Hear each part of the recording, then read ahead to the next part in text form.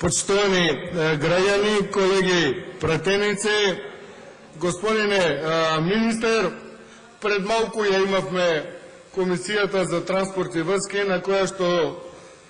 го гледавме предлогот на закон за изменување на Законот за сигурност во железничкиот систем по скратена постапка. Меѓутоа, за истиот имавме можност да зборуваме и нема ни не пол месец на претходната седница на Собранието на Република Македонија. И ќе искористам оваа прилика, подносно ова законско решение, сакам да кажам дека идејата за формирање на Комитетот за истражување на несреќите во железничкиот сообраќај да биде посебно тело кое што ќе работи самостојно и независно е добра идеја и дека тоа треба да се случи, да не биде некоја комисија во рамките на, вие рековте, Генералниот секретаријат на владата, која што може да дојде во одредена ситуација да има судир на интереси. Ми објаснивте или ни објаснивте на комисијата дека средствата за финансирање на комитетот, оние што досега биле за комисијата, која ќе се формира комитетот, ќе бидат префрлени за работа на комитетот, иако мислам дека ќе ви фалат малку повеќе парични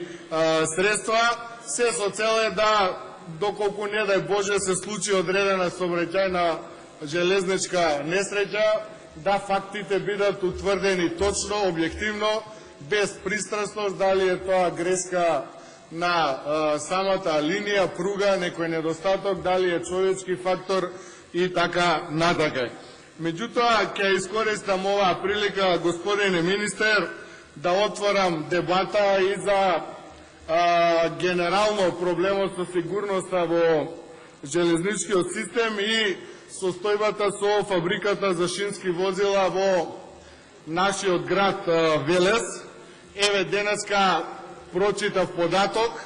не го знаев додека траеше комисијата, дека 130 вработени од фабриката за шински возила испаднале на штрајк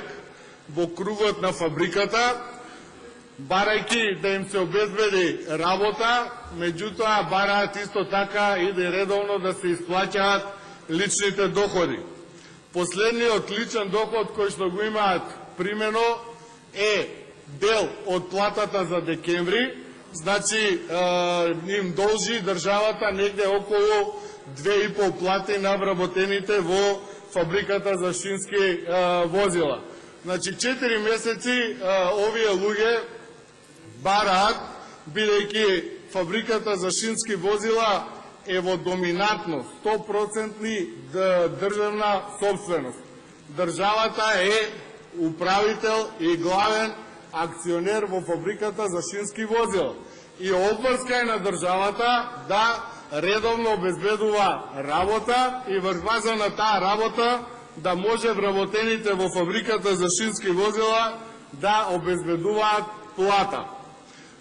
Еве, се гледа дека 2,5 месеци има проблеми со исплатата на платите и поради тоа доцнење вработените се жалат дека не можат да си ги плаќаат редовно сметките, комуналиите, не добиваат веројатно редовно и здравствена заштита, имаат проблеми со плаќањето на придонесите и едноставно бараат да се обезбеди екзистенција за оваа фабрика. Господине министер, во изјавата од Министерството, вие велите дека оваа фабрика не може да учествува на тендер, бидејќи има загуба, односно е представена како загубар. Сакам да кажам дека одговорноста за работењето на фабриката за шински возила, дали таа прави добивка или загуба, е целосно на владата. Веќе години наназад со оваа фабрика, која што е најстара во Велес, има проблеми. И проблемите се исти, константно. Да се обезбеди работа и да се обезбеди редовно плата за вработеници. Имаше ситуации кога нема работа и кога нема можност редовно да примаат плата, да бидат праќани дома како технолошки вишок но се донесе една одлука, голем број од вработените, кои што првично беа околу 220, 230 или 200 се испратија на технолошки вишок под Агенцијата за вработување, сега останаа само околу 130 вработени. И тие луѓе денеска во кругот на фабриката испаднале на штрајк. Покрај барањето да им се исплаќа редовно платата и да добиваат работа со која што би си ја заработиле таа плата, значи тие не сакаат милостиња или да бидат на некој начин товар на државата, туку сметаат дека има простор за работа, има одредена законска обврска да и патничките, и товарните вагони, и локомотивите се сервисираат на одреден период и да им се проверува безбедност. Во овој момент тоа не се прави и тие сметаат дека една од причините зошто остануваат без работа полог период е токму таа, што Македонски железници користи патнички и товарни вагони кои што немаат поминато на проверка во фабриката за шински возила и постои предпоставка или не дај Боже да се докаже во пракса дека може тие поради таа непроверка или тест, технички преглед да се случи некоја сообраќајна железничка несреќа. Вие, господине министер, кога зборевме за претходниот закон, на прашањето кое што е втор дел од барањата на луѓето кои што штракуваат од Колска, а тоа е да се вратат во рамките на Македонски железници транспорт, рековте дека на влада сте отвориле постапка и дека е почната постапката да фабриката за шински возила се спои со Македонски железници АД Транспорт, за бидејќи природно си припаѓаат таму и тие што се овластени да вршат реконструкција, репарација, прегледи на вагоните кои што ги користи Македонски железници транспорт. Би сакал, доколку сакате или не знам, предпоставувам некој од колегите од Велес, да ја потврдите оваа информација, да луѓето добијат одредена гаранција и вака јавно на седница во Собрание на Република Македонија, дека оваа постапка ќе заврши,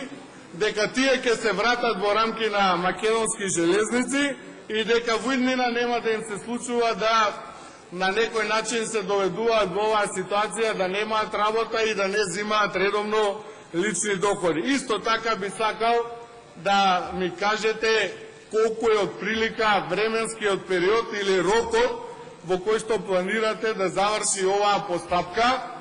на припојување на фабриката за шински возила кон Македонски железници транспорт, како би можеле и ние во контактите со нив како нивни представници во ова собрание да можеме да им ги кажеме овие факти и да се заврши ова прашање. Кажав и минатиот пат, добро е што сте отвориле постапката, добро е што сте испаднале во пресрет на вработените во Колска, но исто така се надевам дека во брзо време тоа ќе се заврши, а и владата ќе најде пари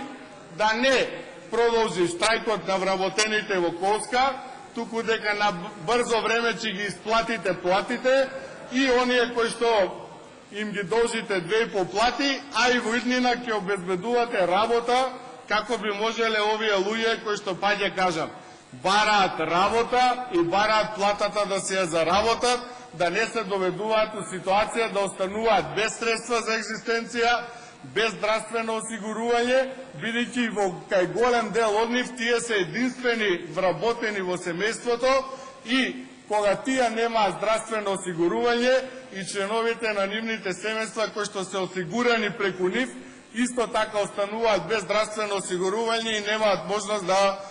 користат, а имаат потреба здравствени услуги. Благодарам.